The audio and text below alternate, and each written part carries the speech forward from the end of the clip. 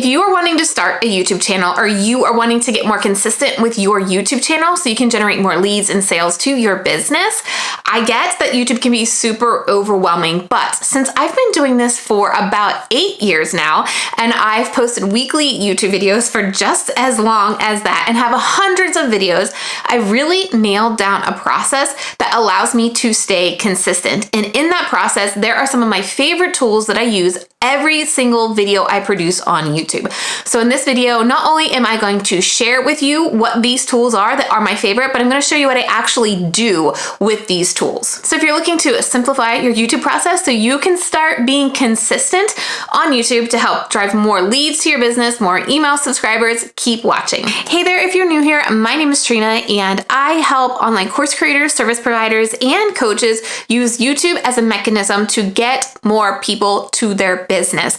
Once they get them to their business, I also help you build out the strategy to ensure they buy, making it clear on what they should buy, when they should buy it, and making sure you have all of your business systems simplified and in place to make consistent 10K months. If this is something that you'd be interested in working with me on one-on-one in my private coaching program, 10K on Replay, I will leave the link to apply down below. Just fill that on out, send it on over to me. We work with people to help simplify their value ladder in their business, build their YouTube strategy with them, and help them launch their courses and services so they can get that consistent revenue and get the stress off of where their next paycheck is coming from. Now let's dive into these tools. I would say my number one ride or die tool for basically my entire business is Google Drive. And specifically for my YouTube process, I create a folder for every single one of my YouTube videos. And within that folder, I have my YouTube game plan. I also upload my raw footage, my B-roll, so that my video editor can easily access them there. And then she is able to upload the final file for our YouTube video, and then we can get it onto YouTube. So a couple of things that I use in the Google Suite is obviously Google Drive. Google Docs is how I write my script. And we also use Google Sheets because this is how we track our videos. We look at analytics every 24 hours, 48 hours, 7 days, and 30 days out to determine how we can improve our videos based on the data that we get on YouTube. So by having this all nicely organized in Google Sheets and be able to look at this at the end of every week to determine our strategy for the next week and forward, it just keeps it super organized and easy to read. This is the most important folder for when it comes to YouTube content. So you see we have all of these folders broken out by publish dates. So if we look in this particular folder, you will see that I have my script written here. I have my raw footage here. I have examples of imagery and any B-roll that I want. And then my video editor then puts the final file right here too for us to access. Once we've downloaded it, we will remove it from our folder so that we can save space here in Google Drive. So also I wanted to share, I said Google Docs. So this is the Google Doc that I use to write all of my content as well. It allows me to stay on track when I'm shooting my videos, so I'm not taking a long time to shoot videos, and ensures I'm covering everything that I want to. Now, the other thing I use in Google Suite is this Google Sheets, and this allows us to track out how our videos are doing. And so we can determine, all right, what made this video get higher impressions in the first 48 hours compared to this video? Then we would go in and determine, was it the click-through rate? Was the click-through rate higher or lower? Was it the traffic? Did the traffic come from browse versus search? And so this again allows us to really determine what direction and what strategy to take moving forward in a super easy to follow kind of sheet, right?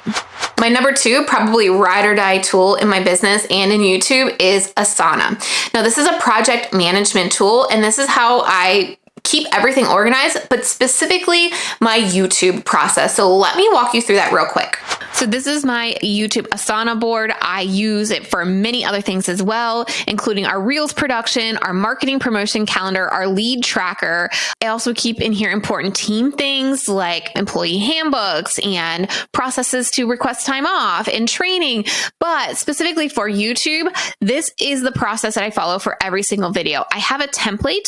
So when I have an idea, I come in here and I will duplicate this task because it includes 46 checkpoints. That's every single checkpoint that I take to get a video out successfully. And so again, this just ensures that I don't skip any steps. It allows my team and I to collaborate together on this. You'll see that I have my marketing director here. I have my video editor here. And then we also have a content team as well that helps us get out additional pieces of content from this YouTube video, like blogs and social media content. But again, you can just see how well super organized it is, and I'm making sure I'm not skipping any steps. Now, if you want this exact workflow in all of my checkpoints for what I do for every single video, and you want to learn how to use this workflow in your business and also grab my YouTube video game plan template, you can get all of that inside of my program, Going Video. For now, it's just $37. If you head to trenalittle.com/going video, you can get this instantly. You can either download it for your Asana, and we also have it in a Google Doc format, so you can plug it into ClickUp, to Airtable, Trello, wherever your project management tool is. You can get the exact steps that we use for publishing our YouTube videos. All right, next up is a tool specifically for my YouTube research. So I use this tool before I even start creating content for YouTube, and that is VidIQ. Let me show you how I use that. So this is VidIQ, and I really like to use it, first of all, for coming up with topics and kind of zoning in on the direction I want to take my topic. And then I love using it just to get some title ideas. So for example, last week was my YouTube production process, like the complete way that I make YouTube videos. So what I did was I came in here and I wrote, how to make YouTube videos, all right? Keyword opportunities. What is the best direction to take this? So what VidIQ tells me is, okay, good. This topic is searched 45,000 times a month, and the competition is kind of high, but I don't really let that deter me. What I then do is I look at what is the direction that I want to take this video? How do I want to market it, basically? So I will use things like related keywords to determine if there's a topic or a direction that I want to make. Like maybe I want it to be how to make a YouTube video for beginners. Maybe it's just how I edit my YouTube videos, right? And this tells me, this is searched 5,300 times a month. So this just helps me figure out the direction or the topic that I want to do on YouTube and ensures that people are actually searching for this. Now, let's say it is how I edit my videos. I'll come back to my dashboard and we can type in how I edit my YouTube videos. Now, this is going to be AI recommended, so you may have to zhuzh it up a bit. But what this allows you to do is come up with some ideas, some titles. Now, I like to have my title determined before I write any content for my YouTube video. So this editing trick made my videos go viral. Probably not for me. Editing made easy. Here's how I do it. That may be a topic that feels good for me.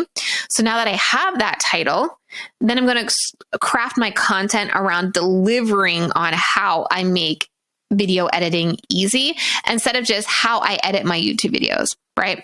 So that's what I really use VidIQ for. Next up, everything hangs on your thumbnail and your title. So if your thumbnail imagery doesn't get people to stop the scroll and want to read the title, you're kind of dead in the water. So this next tool that I use is actually a YouTube thumbnail agency called Custom Thumbnails. Now, the reason why I like this is because you can get started with just about $100 a month and have all your weekly YouTube videos for the month basically covered. And let me just show you what it looks like inside. So inside Custom Thumbnails, you really need to give them the direction for what you're looking for with your thumbnails. So what you can do is you can place an order, then you're going to give them the design that you want, and it's going to be design in progress, and then they're going to wait for your approval. So basically, this is what we do. We tell them the text that we want on the thumbnail. We tell them kind of the direction that we want this to go, kind of like giving them an example. So we saw Vanessa's thumbnail. We thought that was really good, and we want to put our own spin on that particular thumbnail. So we gave them a description on how we wanted it. And then this is the thumbnail that they then created for us. And again, we can go back and forth and say, maybe remove the YouTube image or maybe change the text. But I just love doing this because it creates better thumbnails than we could. And you can notice all of my thumbnails in the past year have all been created through custom thumbnails. The next tool I also use a lot in my business as well, so I can use it in YouTube and my business, is a graphic design tool called Canva. And if you don't want to pay for an agency like Custom Thumbnails to do your thumbnails, you could also use Canva. They already have some templates in there that are pretty decent, but you could also create your own templates inside of Canva and then reuse them so they don't look similar to other people. You can also create inside of Canva end screens, because end screens are so important at the end of your videos, so you can get people to take that next step with you, whether that is to watch the next video you want them to watch, or to go sign up for your webinar or get on your email list. It is really important to have these end screens because you can have those clickable links the last 20 seconds of your videos. So let me just walk you through Canva real quick. So like I said, I use Canva for a lot. You can see we have Instagram posts in here. We have slide decks in here. We have mood boards in here. But when we're talking about YouTube, if you come up here and search YouTube, it's going to give you templates already. Everything from a YouTube banner to channel logos, but particularly we're going to talk about thumbnails. And like I said, so many different options to choose from. What I would do when I come in here, obviously you need to switch this out with your face and you need to switch this out with your color. So just clicking on here, customizing this template, changing it to your colors will really make it stand out. The other thing I mentioned was end screens. So if we go into end screens, you'll see there are already templates created as well. Same thing. You'll want to pick one that works for you. And the best part about end screens is you can reuse this over and over and over again. You can check out my end screens and see how we use the exact same one over and over again. But again, it just allows you to have a very clear call to action for your people on what to do next. So like, for example, you could have watch more here, or maybe you could have get the download here, and you could add, the end screen click to a link. So again, it just makes it very clear for the viewer on what they should be doing next to help increase your end screen click-through rates. Now, I think one of the most important parts of your YouTube process is obviously thumbnails. I mean, I've talked about it for the last two tools, but I also think it is very important to have your face or a photo of you on your thumbnail so people can have that human connection. And in fact, studies have showed that people are more likely to click on a thumbnail when they can see the whites of the eyes from somebody. So this tool I use to put a filter or put a preset on all of the photos I take for my thumbnails. This is called Lightroom. It's a really simple app that I use on my phone. And when I take my thumbnails on my camera, I can easily airdrop them to my phone, put this quick preset over the photo. So all of my photos look the same. So you can kind of see the difference between no preset with the preset. And again, it just creates consistency with my thumbnails. And it literally takes me about less than 5 minutes to do this. Then when I have the photo, that's when I will send it to Custom Thumbnails to put the graphics on it, or I would put it into Canva to then put the graphics on it. The next tool I use, again, I use this in my business a lot. So a lot of these tools that I'm sharing with you can be used for more than just YouTube, which is really important when you're thinking about investing in any of them. But Loom allows me to screen record things I want to show you here on this video or any video. So all of the screen videos that I have shown throughout this video where I'm showing you behind the scenes of Canva and VidIQ, I'm using Loom, and it allows me to have my face down in the bottom corner, and it makes it incredibly easy to get this footage. I can just simply download it, send it to my video editor, and we can plop it in these videos. But I also use these as well for my courses. I use this as well with my employees. If I'm trying to explain something, I can send them a quick Loom video, and we don't need to jump on a call and waste, 10, 15 minutes to discuss it. I can show them the tutorial. So you've been basically watching me on Loom here, but you can see this is what people then watch when I send them the Loom link because I use it in my business. But we can easily go up here to share, and we can go to download so that I can use this video in my YouTube video currently. This next tool is how I promote my YouTube videos every single week. And it is my email service provider, which is through FG Funnels. Now, I love FG Funnels, and I could go into a full video about everything FG Funnels does in my business. If you would like to see me do a full detailed video on what I love about FG Funnels and what it can do, go ahead in the comments and type FG Funnels, and I'll get that on my content calendar. But I will go in every week and create a newsletter that talks about whatever it is I'm talking about on my weekly YouTube video. And since I have over 20,000 people on my email list, I want to keep in touch with them. So I do these videos, I then write up a summary and why it is super important to watch today's video, what you're going to get out of it. And then when my video goes live every Wednesday morning, I also have an accompanying email that goes out as well that pushes people to come watch the YouTube video. Now, what this does is, one, YouTube doesn't always push notifications to your subscribers. You basically have to prove to YouTube people are watching your videos before it's going to push your content to people. So what this allows me to do is a backup. I can send this newsletter and get people to my video when it goes live. And by getting these people to my video, the algorithm says, oh, hey, people are watching this. Maybe we should push it to more people. Maybe we should send those notifications.